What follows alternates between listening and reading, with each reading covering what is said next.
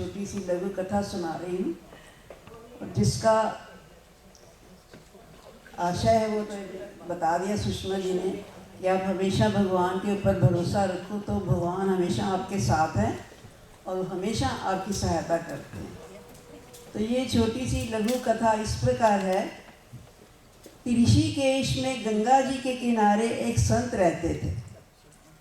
वे जन्म से अंधे थे, नित्य उनका, परंतु अंधे होने के बावजूद भी उनका एक नियम था कि वे रोज़ शाम को ऊंचे ऊंचे गगनचुंबी पहाड़ों पर निकल जाते थे।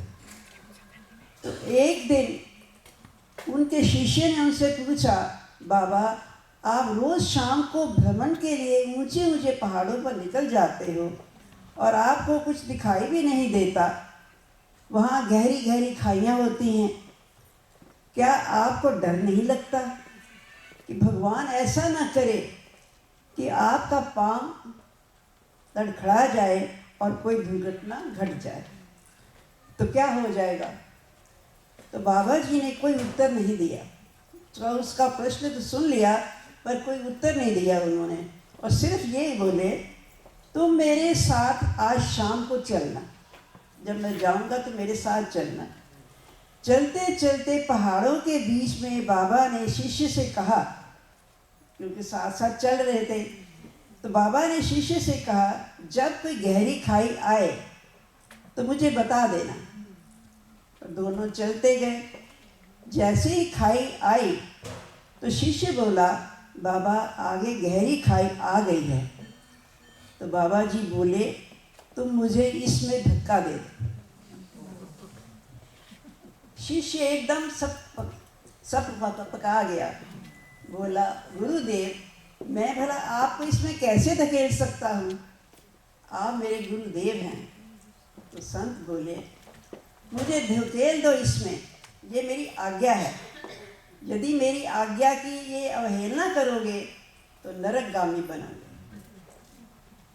तो शिष्य क्या करता, कहता है, मैं नरकगामी बन सकता हूँ परंतु मैं आपको धक्का नहीं दे सकता।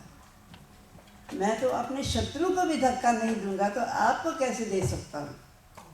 तो बाबा ने फिर कहा, रे नादान बालक, जब तू एक साधारण प्राणी मुझे गहरी खाई में नहीं धकेल सकता तो ईश्वर मुझे कैसे धकेल सकता है।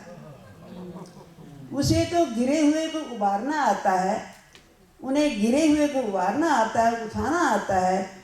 जब जब मन में विचार आए कि क्या मेरे लिए परमात्मा ने सोच रखा है, क्या मुझे दुख ही दुख देता रहेगा, क्या वह मेरी तरफ देख भी नहीं रहा है। और जब भी कोई आपको ऐसा विचार आए तो अपने आप से कहें, वह पल पल हमारे साथ है, भरोसा है, मेरी हैसियत से ज़्यादा तूने मेरी थाली में परोसा है, तू लाख मुश्किलें भी दे दे मुझे तुम पर भरोसा है। तो अब इंसान है तो कभी भरोसा टूट भी जाता है।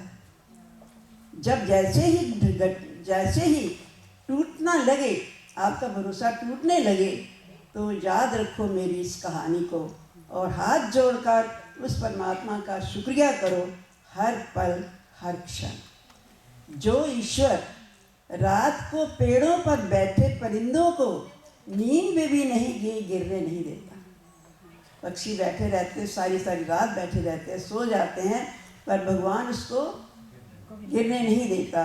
तो वो ईश्वर इंसान को कैसे बेसहारा छोड़ सकता है। तो इसलिए हमें हमेशा भगवान के ऊपर ही भरोसा रखना है। तो जब हम भरोसा रखेंगे तो हमेशा वो हमारी सहायता करे। Thank you.